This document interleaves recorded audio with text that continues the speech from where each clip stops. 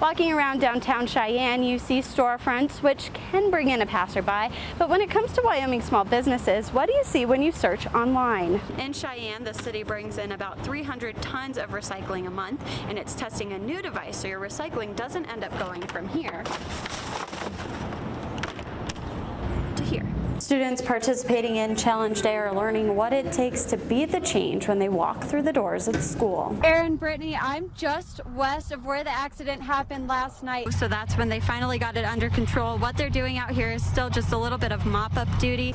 Now, Cheyenne PD also said that there was a suspect at large. Again, that was about a half hour ago. They were asking neighbors and people living in this area to stay inside. We don't know if that's changed yet. After speaking with Officer Kevin Malatesta with the Cheyenne Police Department earlier today, I can tell you that yesterday's arrest of Andrew Weaver isn't the first time police have made contact with him. Earlier today, I had a chance to speak with Autumn Marfell, and she says she lives in this house and that one of the victims killed on Monday, Adrian Butler, was her brother. The Cheyenne Police Department says it filed 2 sworn statements from officers outlining how a member of the Catholic clergy and a person seeking to become a member of the clergy at the time sexually abused young men.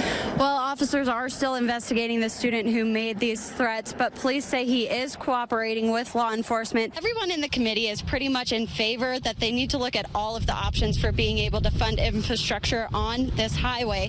However, with those yes votes, they're saying we've been talking about things, we've been studying things for years. We actually need to make some decisions right now. That's why they're deciding to move forward with this. And those opposed are saying, no, we still need to consider those other options before we actually delegate authority to WIDOT. It looks like all 3 propositions on the ballot are approved by voters.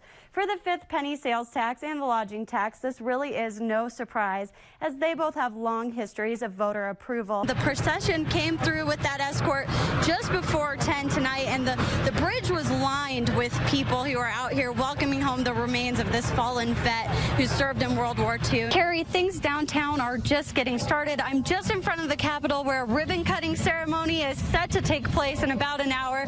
Ladder 1. I was searching the basement and ceiling came down. I'm trapped under something in the basement. I'm running out of air.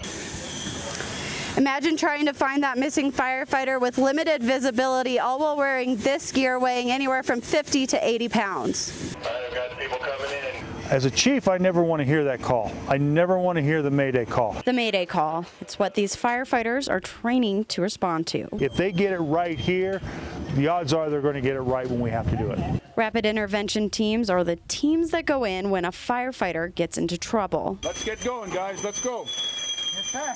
An instructor from Indiana is coaching the team trying to locate a trapped firefighter in a dark and smoky room. Relay that last bit of information he just passed on to the chief. What did he pass on?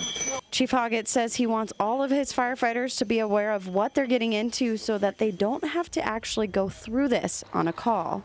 But there's so many uncontrolled conditions in a structure fire, we never know when something happened. Hey, Terry, where you at on air? I'm at 32.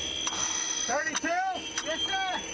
When arriving on scene at a fire, Chief Hoggett says they don't know how long it's been burning for, which could lead to unpredictable situations. They run out of air, they can't get out. We've got to be able to go get them. Chief Hoggett says that they're going to take the RIT training and spread it out to all of their firefighters, making sure they know what they have to do when another is trapped. For Wyoming News Now, I'm Grace Folk. Wyoming State Parks says bicycle shop owners like Patrick Collins with Bicycle Station helped to see Senate File 81 pass in the state legislature, allowing Type 1 or Class 1 electric bikes on non-motorized trails within state parks. It's a great announcement for us, and we're just excited to be able to allow another usership on our amazing trails. Type 1 e-bikes are just like any other mountain bike, except for there's a power switch to assist bikers on the trail.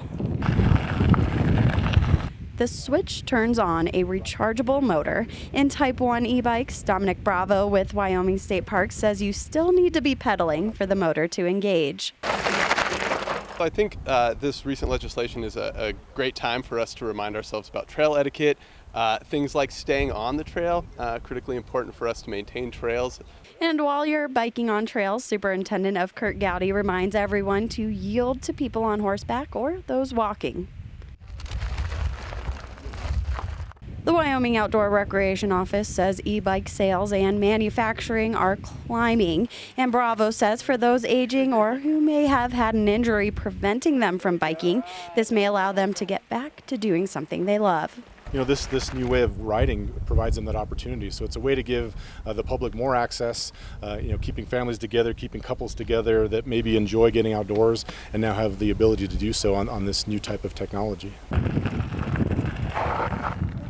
If you're planning on taking these out on the trails this summer, make sure you're following proper trail etiquette. For Wyoming News Now, I'm Grace Folk.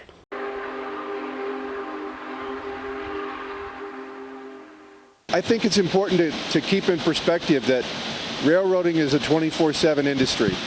And these locomotives operated 24/7 just like our modern locomotives do. So although it's going to be colder and there's other precautions that we take because of cold weather, we weren't concerned at all.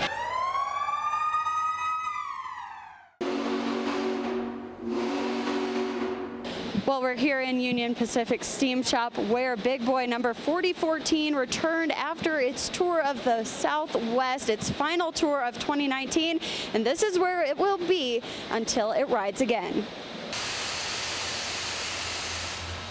This is its new life. You know, it's kind of interesting. A lot of people will, I think it's part of kind of how people think about historic events. You know, we get the old 97 isn't going to run anymore. That's the last run. And it's just, for people that don't know, it's kind of a natural thing. They look at this old locomotive and they hear a little bit of the story, and I think they come up with it's its last run. Its last run. And we have to continue to remind them, no, this is its first run.